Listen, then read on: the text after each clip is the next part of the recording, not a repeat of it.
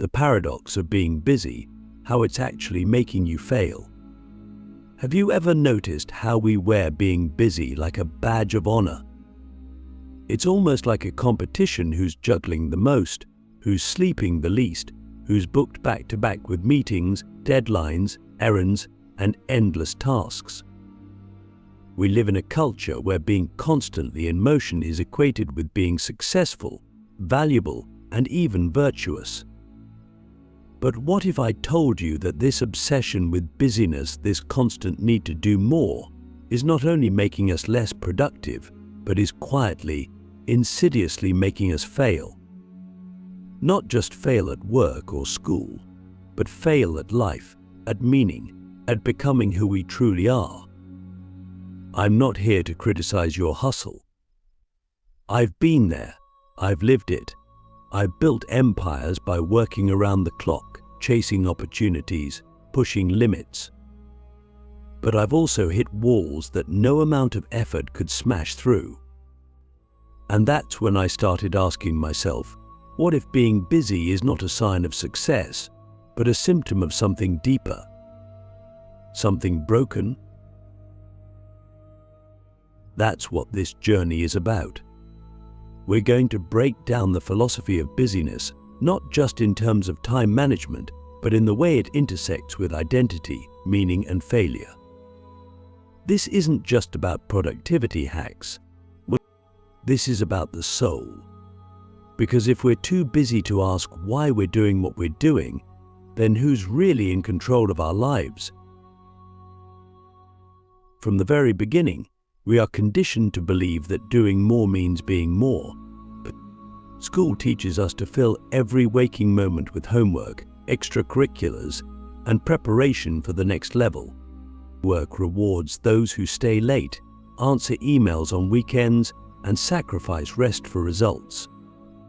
We're praised for multitasking, for being always available, for never stopping. But here's the thing, motion is not progress. You can run on a treadmill your whole life and never move an inch forward.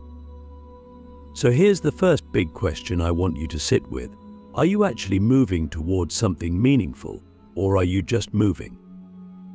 Philosophically speaking, the ancient Greeks had a very different view of time and meaning. The concept of chronos, measured, linear time, was contrasted with kairos, the opportune, meaningful moment. In our culture, chronos dominates. We schedule, we plan, we fill our calendars, but kairos, that's the time that matters. That's when something real happens, a conversation that shifts your worldview, a moment of silence that reveals your next step. When was the last time you even had the space to experience kairos? When was the last time you weren't just reacting but actually living? Click subscribe to this channel to get more profound insights. Here's what I've learned. Busyness is often an escape. It's a socially acceptable way to avoid the big questions. Who am I? What do I want? What am I afraid of? Because let's be honest, slowing down is terrifying. Stillness forces us to confront the parts of ourselves we've been running from.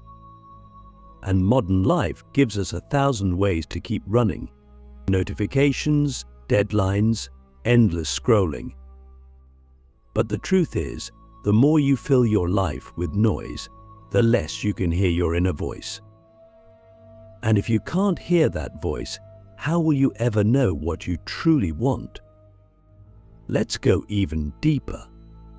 From a philosophical standpoint, Heidegger warned us about fallenness, a state where we become absorbed in the world's distractions and lose touch with our authentic self.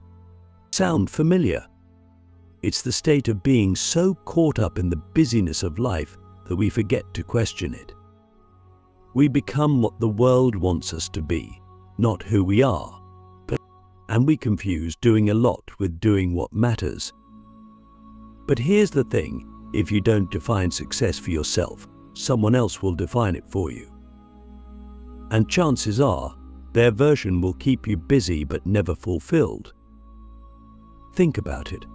How many times have you said yes to things just because you felt you had to? Meetings you didn't need to be in, projects that didn't align with your goals, social events you didn't even enjoy. We live under the tyranny of should. I should say yes. I should be productive. I should be busy. But what if the real power lies in the ability to say no, to pause, to reflect, to choose?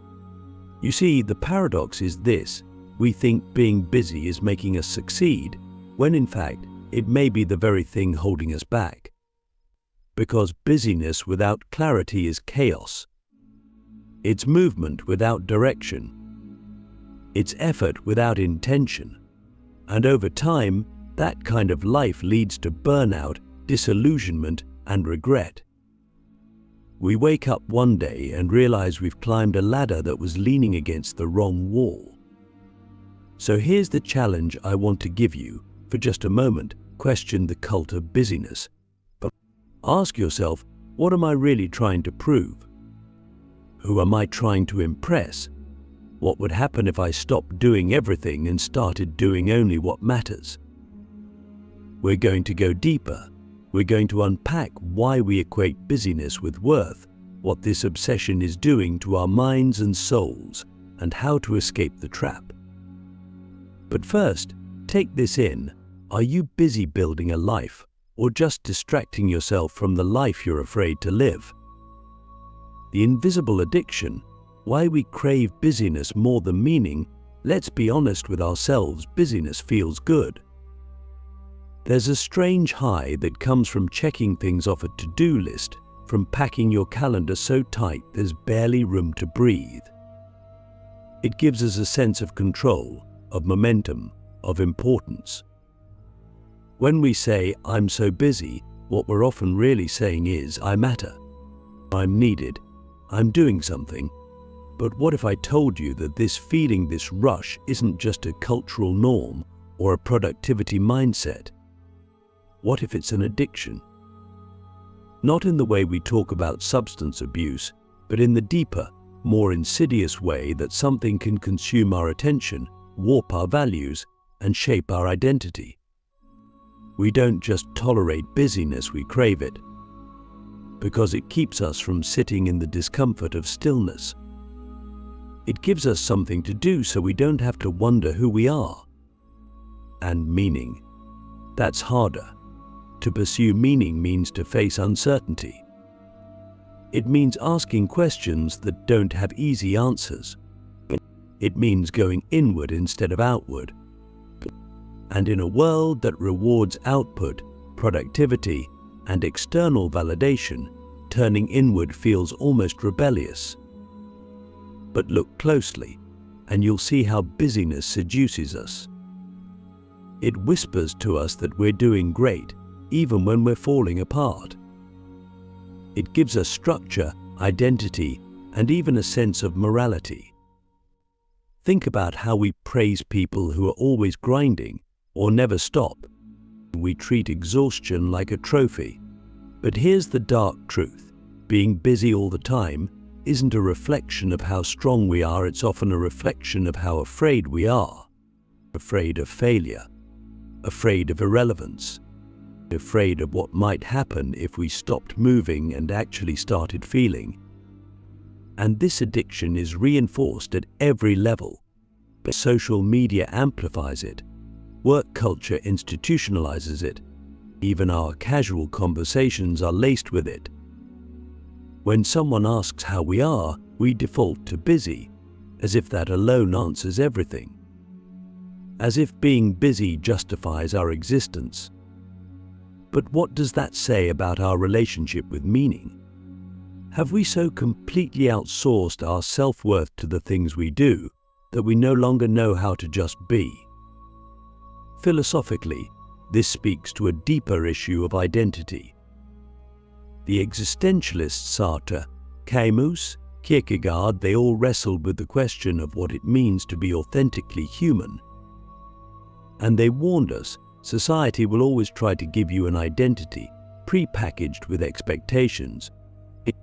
But true freedom and true meaning only come when you choose your own path. And that path is slower, it's harder, it demands introspection. It means facing the void and not running from it. But that's where purpose lives. Not in the noise of busyness, but in the silence of intention. Ask yourself a hard question right now. Do you actually enjoy what fills your time, or are you just afraid of the emptiness that would come if you stopped? That question, if you let it linger, can change your life, because it forces you to confront the truth that maybe, just maybe, you've been building your identity around motion instead of meaning. And here's the kicker: no one else can answer that for you. The world will always applaud your busyness. It doesn't care if you're fulfilled. It only notices if you're productive. But you have to care. Because you're the one who has to live with the consequences. You're the one who wakes up in the middle of the night wondering if this is all there is. You're the one who will look back and ask, did I spend my life doing what truly mattered, or did I just stay busy until time ran out? This is not a call to stop doing things. It's a call to start doing the right things, the meaningful things, the things that align with your values, your purpose, your truth. Because until you strip away the addiction to busyness, you'll never be free to live a life that's actually yours. Productivity's illusion. When doing more means becoming less, we live in an age where productivity has become not just a value but a virtue, almost a religion. We track our steps, our sleep, our habits, our hours. We optimize everything. We chase efficiency like it's the ultimate truth, the holy grail of modern existence. And yet, in this relentless pursuit of doing more, something paradoxical happens. We begin to lose ourselves. We become less thoughtful, less present, less human. Because when life becomes a checklist, a race, a series of metrics to be improved, something vital gets left behind. The soul doesn't thrive on to-do lists. It thrives on depth, on connection, on meaning. And the more we chase quantity, the more we sacrifice quality. Productivity, when disconnected from purpose, becomes a trap. It seduces us into believing that we're progressing when what we're really doing is fragmenting. We split ourselves into tasks and roles and deadlines, and we forget the whole. We forget to ask why we're doing what we're doing in the first place. We assume that more output equals more success. But what is success, really, if it doesn't align with who you are? If it costs peace, presence, and personal truth, is it still success, or is it just well-disguised failure? Think of the moments in your life that truly mattered. They weren't rushed. They weren't optimized. They weren't scheduled between back-to-back meetings. They unfolded slowly, organically. A conversation that lingered, a walk without a destination, a moment of stillness when something inside you finally made sense. These are not moments that productivity can manufacture. They are moments that require space, mental, emotional, spiritual. And yet we keep cramming our days so full that these moments can't even breathe, let alone arrive. Here's the philosophical twist. What if doing more is actually a form of avoidance? What if every extra project, every unnecessary meeting, every overstuffed schedule is a subtle way of avoiding the deeper work of becoming who we are? Doing is easier than being. Tasks give us the illusion of control. But being present, aware, connected, authentic, that's dangerous. And that confronts us with all the things we'd rather not face. Our fears, our doubts, our contradictions. And so we keep doing, hoping that eventually the doing will lead us somewhere meaningful. But meaning doesn't come from accumulation. It comes from alignment. This is where ancient wisdom becomes shockingly relevant. The Taoist philosophy teaches us the concept of wu-wei, effortless action, or the art of doing without striving. It's not about laziness, it's about flow. It's about doing only what is necessary, in harmony with the nature of things, instead of forcing and pushing and grinding until we're spiritually exhausted. Contrast that with the modern ethos of hustle, where we believe that if we just push harder, we'll finally arrive. But arrive where? At what cost? And for whom? There's a profound difference between being busy and being effective, between motion and meaning, between productivity and purpose. And if we never pause to distinguish them, we risk spending our lives climbing the wrong mountain. We become efficient at the expense of being fulfilled. We master time management, but lose the art of living. We produce endlessly, but create nothing of depth. We become machines fast, optimized, and empty. So here's your reflection. Are you performing life, or are you truly living it? Are you producing for the sake of metrics, or are you creating from a place of soul? If everything you do vanished tomorrow, who would you be? Would there be anything left beyond the tasks and titles? The illusion of productivity is powerful because it feels like progress. But if we're not careful, it becomes a treadmill, perpetual motion without destination. And in that endless movement, we lose the still point inside us, in the place where real wisdom lives, the place where the answers we're seeking have always been waiting. The escape velocity of meaning, how to break free from the gravity of busyness. Breaking free from busyness isn't just a lifestyle change, it's a spiritual rebellion. It's a radical act in a world that demands your constant attention, your endless output, your perpetual motion. And yet, the truth is simple and piercing. If you never stop, you'll never arrive.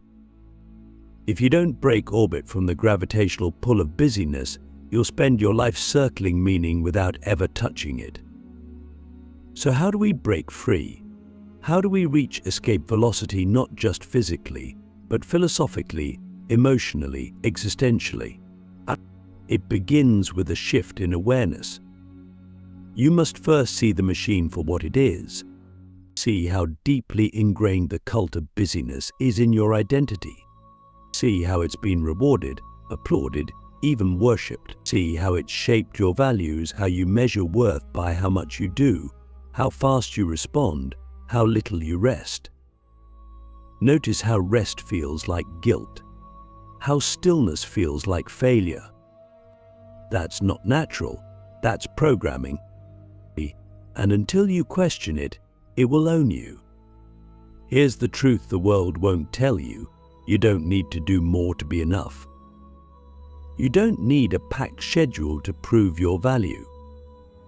You don't need to be constantly in motion to be moving forward. Meaning doesn't arise from activity, it arises from clarity. From knowing who you are, what you stand for, and what you're here to do. And that kind of clarity doesn't come in the rush. It comes in the stillness, in the space between things, in the pauses we've been taught to fear. Think of your life like a rocket. To leave the atmosphere of distraction, you need two things: direction and fuel. Direction is your purpose. It's the internal compass that tells you where to aim. Fuel is your intention, your willingness to say no to what doesn't align, no matter how urgent or popular or profitable it seems. Without direction, you drift. Without fuel, you burn out. That's the great irony of busyness. It uses up your fuel without moving you closer to your purpose. And if you don't intervene, you'll spend your whole life orbiting someone else's definition of success. So what does it look like to escape? It starts small. It starts with sacred boundaries around your time, your energy, your attention. It starts with asking every single day, does this feed my soul or just fill my schedule? It starts with saying no to the things that look good but feel wrong, the things that impress others but drain you, the things that promise reward but cost your authenticity. Escaping busyness means choosing depth over breadth. Fewer things done more meaningfully, fewer words spoken more truthfully, fewer steps walked more consciously. And here's the most powerful part. Once you begin to escape, you become an invitation. You become a living question that challenges the status quo. People will look at you and wonder how you're so calm, so clear, so grounded. They'll say you seem different, and you'll smile because you'll know it's not that you're doing less. It's that you're finally doing what matters. But don't expect the world to cheer for your escape. The gravity of busyness is everywhere. It will try to pull you back. It will tempt you with urgency, with guilt, with fear of missing out.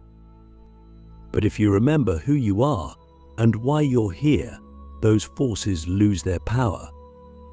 You become unshakable. You become free. So I leave you with this question, the deepest one of all. If you weren't busy, who could you become? That's not just a question, that's a doorway. And on the other side of that doorway is a life that's not just full but fulfilled. A life where you don't just exist to keep up, but to wake up, to create, to connect, to be.